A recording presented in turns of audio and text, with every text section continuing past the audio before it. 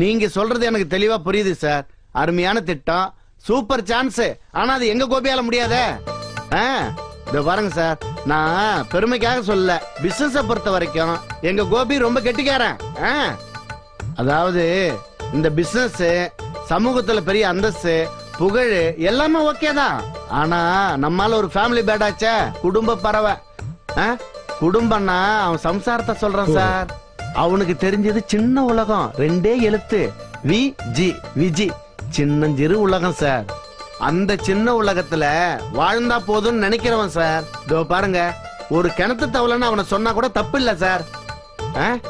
இத பாருங்க, நீங்க சொன்ன உடனே பொறுப்பிட்டு அவனால வர முடியாது சார். என்னது, நான் ரெக்கமெண்ட் பண்ணவா? இத பாருங்க, அதெல்லாம் முடியாது சார். நான் பலமுறை சொல்லிட்டேன். பொண்டாட்டி மேல பிரியங்கிறது வேற, பொண்டாட்டி தாசன் சொல்லுவாங்கன்னு அவன் கேட்கவே மாட்டேங்கிறான் சார். சார், நான் தான் சொல்லிட்டு இருக்கல, அப்புறம் போனை குடுக்குடுன்னு சொல்லிட்டு இருந்தா என்ன அர்த்தம்? இத பாருங்க, நான் சொல்றதா மேட்ரு. அவனும் அதை முடியாதான் சொல்ல போறான். மாமா, யார்கிட்ட பேசிட்டு இருக்கீங்க? கோபி, உனக்கு தான் போன். எனக்கு வந்த போன்ல நீங்க இவ்வளவு நேரம் பேசிட்டு இருக்கீங்க. ஹலோ ஹலோ கோபி, நான் சூரத்ல இருந்து ராகேஷ் பேசுறேன். சொல்லுங்க ராகேஷ். என்ன கோபி, ஒரு ஸ்டூபிட் பேசிட்டு இருந்தா அத்தனை நேரம்? யார் அவன்? சரியான முட்டாளா இருக்கானே. அது நீங்க சொன்ன மாதிரி தான், சரியான முட்டாளா இருக்கான் கோபி அந்த ஆளு. நீங்க சொல்லுங்க ராகேஷ். ஒண்ணுமில்ல கோபி, இதுக்கு முன்னாடி நான் உங்ககிட்ட கொடுத்த ஆர்டர் எல்லாம் கரெக்டா செஞ்சு முடிச்சிட்டீங்க. இப்ப டைரக்டாவே எனக்கு ஒரு ஃபாரின் ஆர்டர் வருது. அதை நான் உங்க கூட சேர்ந்து செய்யலான்னு இருக்கேன். அந்த கம்பெனியோட ஆட்கள் இங்க வராங்க. இது 1 இயர் கான்ட்ராக்ட் கோபி. இது நம்ம பேசி முடிச்சிட்டா நமக்கு ரொம்ப பெனிஃபிட்டா இருக்கும். சரி, இன்னும் 2 நாள் நீங்க சூரத் கிளம்பி வர வேண்டியிருக்கும். ஏன்னா அந்த கம்பெனியோட ஆட்கள் இங்க வராங்க இல்லையா, அவனோட பேசிட்டு ஓகே பண்ணிட்டா நம்ம பாம்பேக்கும் போக வேண்டியிருக்கும். என்ன மொத்தமா பார்த்தா நீங்க ஒரு 15 நாள் நாட்டுல தங்குற மாதிரி இருக்கும். 15 நாளா? இதை தாண்டா நானும் சொன்னேன், அவன் கேட்கல. ராகேஷ், இப்ப என்னன்னா என் ஒய்ஃபோட டெலிவரி டைம், அதான் இது யோசிக்க வேண்டிய விஷயமாயிருச்சு. அதுவும் முக்கியம் தான். ஆனா நேரடியா ஒரு ஃபாரின் கான்ட்ராக்ட் கிடைக்கிறது ரொம்ப பெரிய விஷயம். அதை மாத்திரம் நான் கரெக்டா பண்ணிட்டா மார்க்கெட்டை பத்தி கவலையே இல்ல. லார்ஜ் ஸ்கேல்ல நமக்கு ஒர்க் வந்ததுன்னா நம்மளாலேயே அதை மீட் அவுட் பண்ண முடியாது. பெரிய அளவுல நமக்கு ஒர்க் வருதுன்னு வைங்க, நீங்களே உங்க கார்மெண்ட் ஃபேக்டரியில 2வது யூனிட் போட வேண்டியிருக்கும். இதுக்கு உண்டான கேபிட்டல், இன்வெஸ்ட்மெண்ட் இதெல்லாம் நம்ம பேசி அட்வான்ஸா வாங்கிடலாம். இதெல்லாம் அவனுக்கு ரொம்ப சாதாரண விஷயம். ஆமா ராகேஷ், நீங்க சொல்றது எல்லாமே எனக்கு நல்லா புரியுது. நல்ல சான்ஸ், நல்லா பயன்படுத்திட்டோம்னா லைஃப்ல பெரிய அளவுல வரலாம். ஆனா தப்பான நேரத்துல வந்திருக்கு. ஒய்ஃபோட டெலிவரி டைம் ஆச்சுன்னு தான் யோசிக்க வேண்டியிருக்கு. நான் ஒன்னு செய்றேனே, கொஞ்சம் யோசிச்சுட்டு எல்லாத்தையும் பேசிட்டு ஈவினிங் நானே உங்களுக்கு கால் பண்றேன். ஆல்ரைட், இந்த ஆர்டர் மட்டும் உங்களுக்கு கிடைச்சதுன்னா உங்க லைஃப் ஸ்டைலே சேஞ்ச் ஆயிடும். இதே விஷயத்த அந்த ஆள்கிட்ட சொல்லிட்டு இருந்தேன், ஒன்னும் புரியாம பேசிட்டு இருந்தான் லூசு மாதிரி. சாரி ராகேஷ். யார் அது? அது ஒரு மாதிரி விட்டுருங்களேன். நான் உங்களுக்கு ஈவினிங் கால் பண்றேன். ஓகே, வச்சிட்டுங்களா? பாய். ஏண்டா கோபி, எப்படி நீ போறது கிடையாது, அப்புறம் எதுக்கு சாயங்காலத்துல பேசிக்கிட்டு எஸ்டிக்கு தண்ட செலவாவா? இப்பவே அவங்க காசுலயே முடியாதுன்னு சொல்லி இருக்க வேண்டியது. ஏன் மாமா இப்படி லூஸ் தரமா நடந்துட்டு இருக்கீங்க? எனக்கு வந்த போன் நீங்க எதுக்கு அட்டெண்ட் பண்ணி கதை அடிச்சிட்டு இருக்கீங்க? விடு கோபி, வயசாச்சே தவிர இதுக்கு போன் பண்ற ஆசைன்னு விடல. அன்னைக்கு அப்படிதான் ஒரு ராங் கால், ஒரு 60 வயசு கிழவி. அதுகிட்ட இந்த ஆள் மெட்ராஸ்ல தண்ணி பஞ்சத்தை பத்தி பேசிட்டு இருக்கான். அதுவும் ரொம்ப நேரம் பேசுறதுனால அப்பப்ப தண்ணி வேற குடிச்சிட்டு பேசுறான். இதெல்லாம் வச்சு அந்த ஆளை நம்ம லூசன் முடிவு பண்றதா என்ன? அப்படித்தானே கேட்டா, இவர் என்ன லூசான் தான் கேட்டான். அவனும் கேட்டானே. இங்க பாருங்க மாமா, இதான் கடைசி வார்னிங். இதுக்கு மேல எனக்கு வர்ற போன் அட்டன் பண்ணி கதை அடிச்சிட்டு இருந்தீங்க, நடக்கிறதே வேற.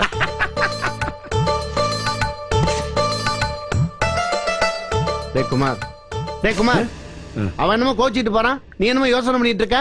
அதாவது லட்சுமணா, நீ போன்ல பேசுறத வச்சு பல கிலோமீட்டருக்கு அந்த பக்கத்துல இருக்கிற ஒருத்தவங்க லூசன் கண்டுபிடிச்சிருக்கானே, அவனை பாராட்டுறதா இல்ல நீ யாரு எப்பேற்பட்டவங்கிறத அவனுக்கு தெள்ள தெளிவா நீயே தெளிவுபடுத்திருக்கே, உன்னை பாராட்டுறதா? எனக்கு ஒண்ணுமே புரியல லட்சுமணா, ஒண்ணுமே புரியல. தந்தரி சாக்கல, நீ நக்கல் பண்றியா? கடிச்சு வச்சிருப்பா, அப்புறம் தொப்பளை சுத்தி ஊசி போட முடியாது. ஐயோ, இவங்கிட்ட பேச முடியாதுப்பா. 1ஆம் நம்பர் லூசு.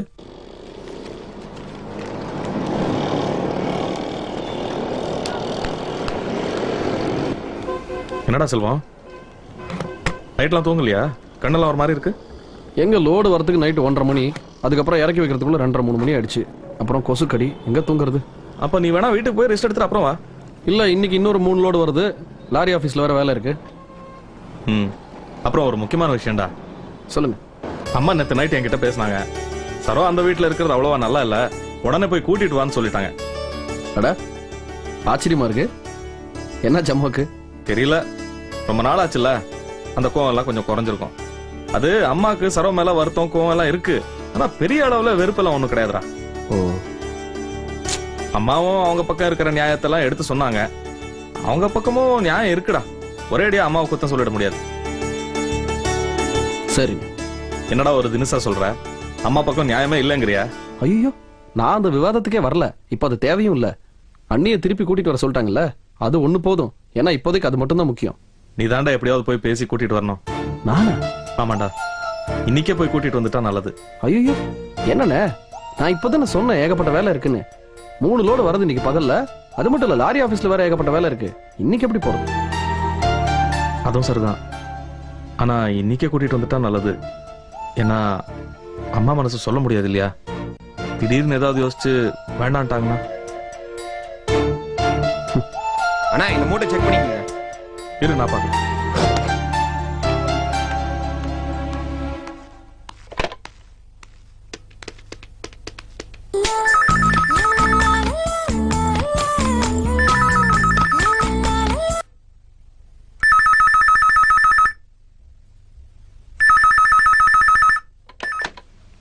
ஹலோ ஹலோ, நான் மெட்ராஸ்ல இருந்து பேசுறேன்.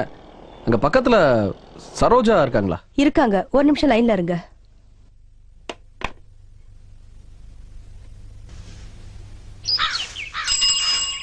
சரோ, என்னக்கா? உனக்கு போன் வந்திருக்கு சென்னையில இருந்து. வரேன்க்கா.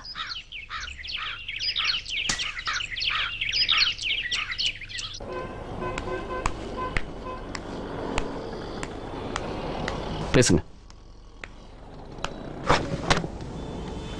ஹலோ,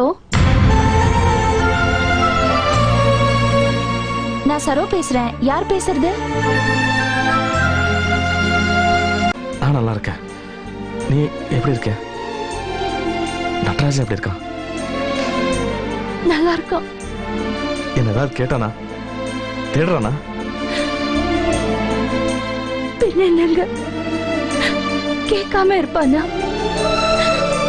நீங்க தான் வந்ததுமே அவனோட விளையாடி அவனை தட்டி கொடுத்து அவனை தூங்க வச்சு பழகிட்டீங்க. அதனால அவன் அந்த ஞாபகத்துல தான் இருக்கான். ராத்திரி ஆனதோ உங்களை தான் தேடுறான். ஆமாங்க, அவனை பொறுத்த வரைக்கும் நீங்க நல்ல அப்பா தானே. புரியுது சரோ. அது சரி, விடு. பழசெல்லாம் எதுக்கு? நீ உடனே கிளம்பி வந்துரு சரோ. கிளம்பி வரவா? ஆமா, உன்னை கூட்டிட்டு வர சொல்லி செல்வத்துக்கிட்ட சொல்லிட்டு இருந்தேன். ஆனா அவனுக்கு இன்னைக்கு ஏகப்பட்ட வேலை. அதான் நீயே. அதனால என்னங்க, நானே கிளம்பி வந்துடுவேன். அதான் நீங்க போன் பண்ணிட்டீங்களே. சரி, நட்ராஜனை வச்சுக்கிட்டு எப்படி தனியா வருவ? இல்ல, நான் அப்பாவோட கிளம்பி வந்துடுவேன். அப்பாவா? அப்பா எதுக்கு? வேண்டாமே.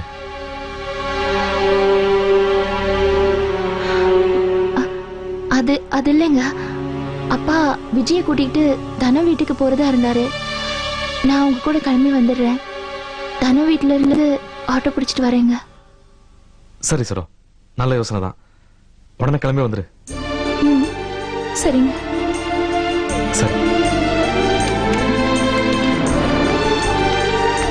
என்னடா போன்ல சரோ பேசுறா? ஏன் அண்ணிட்ட பேசுறதுல என்ன தயக்கம்? இல்ல, திடுதுப்புன்னு கொடுத்துட்டியா? அதான்.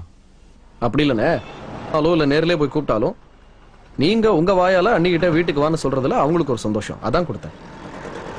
சரி விடு. சரி, நாளைக்கு போய் நான் கூட்டிட்டு வந்துருவா அண்ணிய? இல்ல வேண்டாம், அவளே கிளம்பி வந்துடுறேன்னு சொன்னான். அவங்களே வராங்களா? கூட மாமா வரல? இல்லடா, முதல்ல மாமாவோட வரதை தான் சொன்னா. நான் கொஞ்சம் தயங்கணுன்னே புரிஞ்சுக்கிட்டு சரி முதல்ல மாமாவோட தன வீட்டுக்கு போயிட்டு அங்கேருந்து ஆட்டோ பிடிச்சி நேரம் வந்துடுறேன்னு சொன்னான். நீங்க எதுக்கு தயங்கணும்? மாமா நம்ம வீட்டுக்கு வரதுல என்ன ப்ராப்ளம்? என்னடா புரியாத மாதிரி பேசுற? அண்ணே, சொல்றேன் தப்பா நினைக்காதீங்க. இதுக்கு பேர் 1ஆம் நம்பர் சுயநலம். உங்களுக்கும் நம்ம குடும்பத்துக்கும் அண்ணி தேவைப்படுறாங்க. ஆனா அன்னிக்கு அவங்க குடும்பத்துல இருந்து யாரும் தேவைப்படக்கூடாது, அப்படித்தானே? அசிங்கமா இருக்குண்ணே. எப்படி நீங்க இதுக்கு ஒத்துக்கலாம்? இல்ல மனசாட்சி நீதி நேர்மைன்னு எதுவுமே கிடையாதா? இல்ல அது எல்லாமே உங்க வசதிக்கு தானே? டேய், பேசுறது என்ன கோச்சுக்காத. என் நிலைமை சரியில்லை. எல்லாரும் முகத்தையும் பார்க்க வேண்டியிருக்கு. 5-6 பிரச்சனை ஒட்டு மொத்தமா வந்தா எல்லாத்தையும் ஒரே நேரத்தில் சரி பண்ணிட முடியாது. எல்லாருக்கும் ஒருத்தன் நல்லவனா இருக்கவும் முடியாது. சரி விடு, சரம் வந்துட்டோம், மீதி அப்புறம் பாத்துக்கலாம். என்னடா ஒன்னும் சொல்லாம போற? வீட்டுக்கு போய் குளிச்சு சாப்பிட்டுட்டு வரேன்.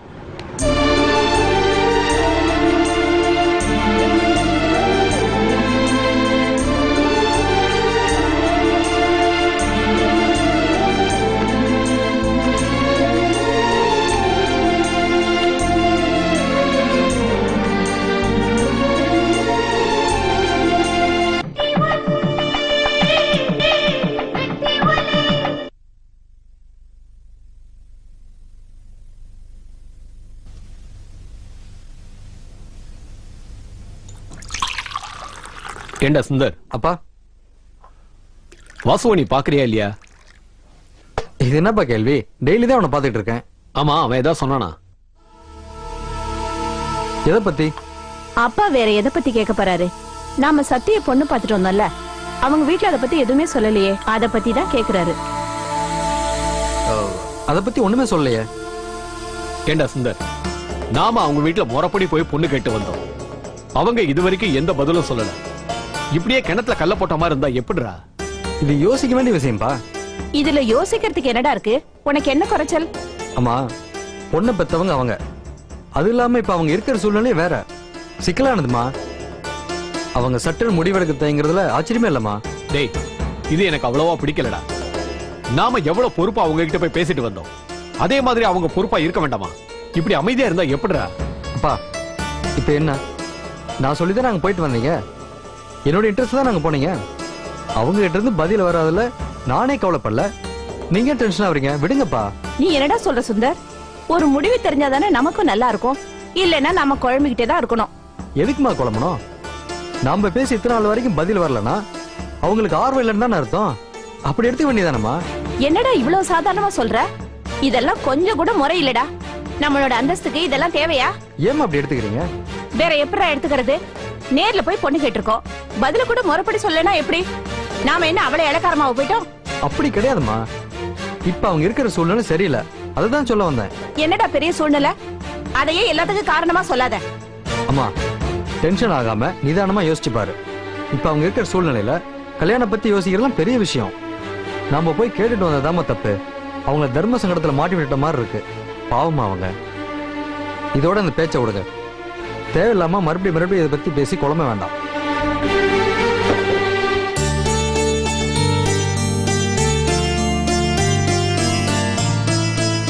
மாப்பிள்ள நல்லபடியா தானே பேசினாரு? ஆமாப்பா. சந்தோஷம். கோபி மாப்பிள்ள போய் அவர்கிட்ட நம்ம ஆதங்கத்தெல்லாம் சொல்லியிருப்பாரு. நான் கூட மாணிக்க மாப்பிள்ள இவ்வளவு சீக்கிரம் போன் பண்ணுவார்னு எதிர்பார்க்கல. சில சமயம் மாணிக்க மாப்பிள்ள நல்ல விதமா தான் நடந்துக்கிறாருல்ல. நம்ம நிலைமையை பாரு. எங்கேயாவது தேடி தேடி இது நல்லா இருக்கு அது நல்லா இருக்குன்னு நாமளே சந்தோஷப்பட்டுக்க வேண்டியிருக்கு. சரி, நடந்த வரைக்கும் சந்தோஷம். கிளம்புமா.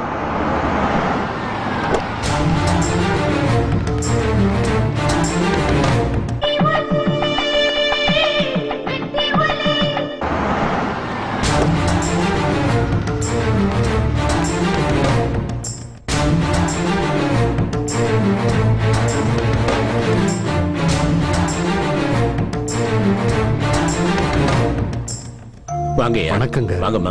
வாங்க. வாங்க உட்கார்.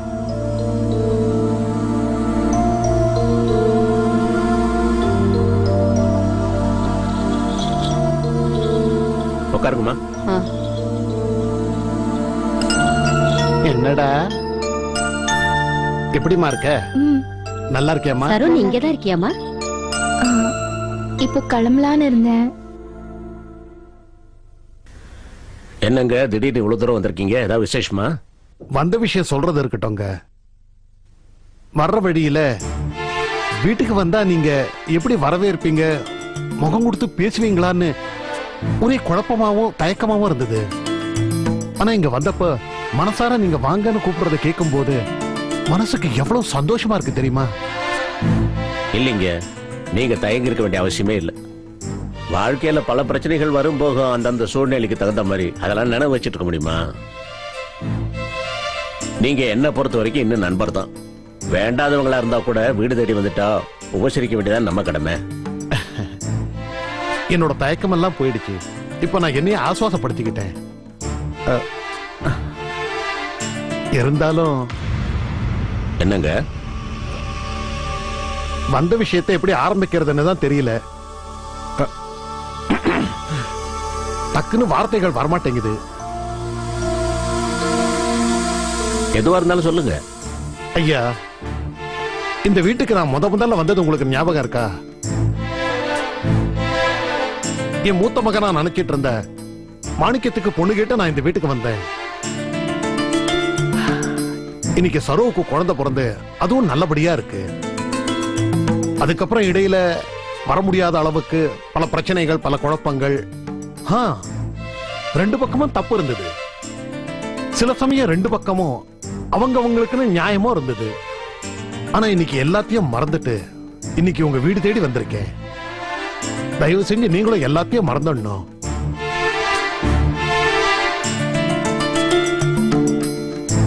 விஷயத்தை சொல்லுங்க. சரியா, நான் நேரம் விஷயத்துக்கே வரேன். என் பையன் ரமேஷுக்கு உங்க பொண்ணு பவானிய பொண்ணு கேட்டு வந்திருக்கோம்.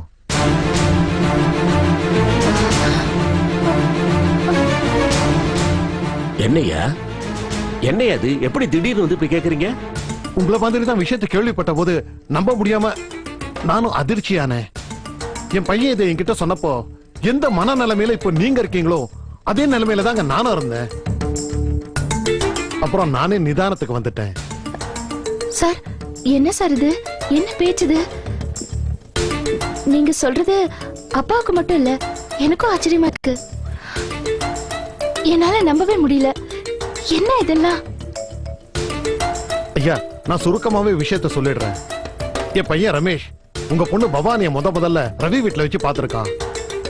அவங்க அம்மா இறந்தப்ப அப்ப கூட அங்க ஒரு பிரச்சனை வந்து அத நாம ரெண்டு பேரும் தான் சமாதானம் பண்ணோம். அதெல்லாம் உங்களுக்கு ஞாபகம் இருக்கும்.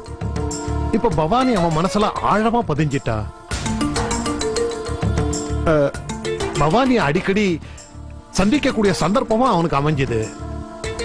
அது வந்து போஸ் குடியிருக்கிற வீட்டு ஓனருடைய பையன் ரமேஷோட ஃப்ரெண்டு. அதனால அங்கேயும் அவளை பார்த்திருக்கான். இப்ப என்னடான்னா கட்டிக்கிட்டா பவானியை தான் கட்டிப்பேன்னு அடிச்சு சொல்றான்.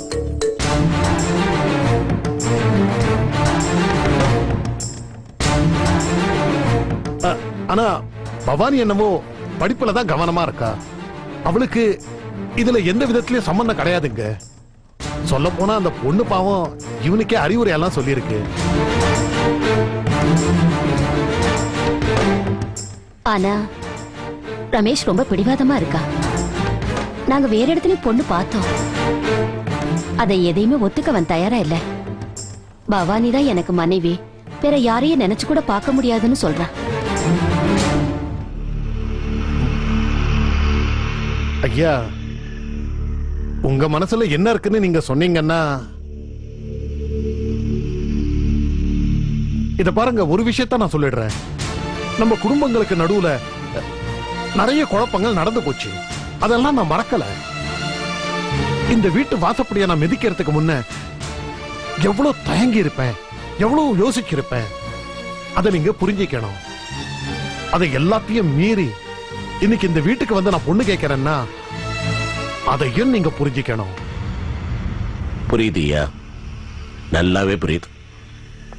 இத்தனை பண வசதி இருந்தோம், நமக்குள்ள அந்த பிரச்சனைகள் இருந்தோம், எல்லாத்தையும் மறந்துட்டு இவ்வளவு தூரம் என்கிட்ட பொண்ணு கேட்க வந்திருக்கீங்கன்னா எந்த அளவுக்கு உங்களுக்கு நிர்பந்தம் இருந்திருக்குன்னு எனக்கு நல்லாவே புரிஞ்சிருச்சு. ஐயா, நீங்க ரொம்ப கண்ணியமானவர், பெரிய மனுஷன்.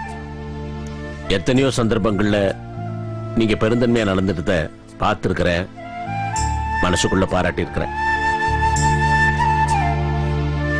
நான் பழசெல்லாம் பெருசு பண்ண விரும்பலைங்க. இப்ப நீங்க கேட்டீங்களே, அது நடக்கவே நடக்காது. காரணம், என் பொண்ணு பவானி நிறைய படிக்க விரும்புறா. அவ படிக்கட்டுங்க. கல்யாணத்தை பண்ணி அவ படிப்புக்கு இடையூறு பண்ண நான் விரும்பல.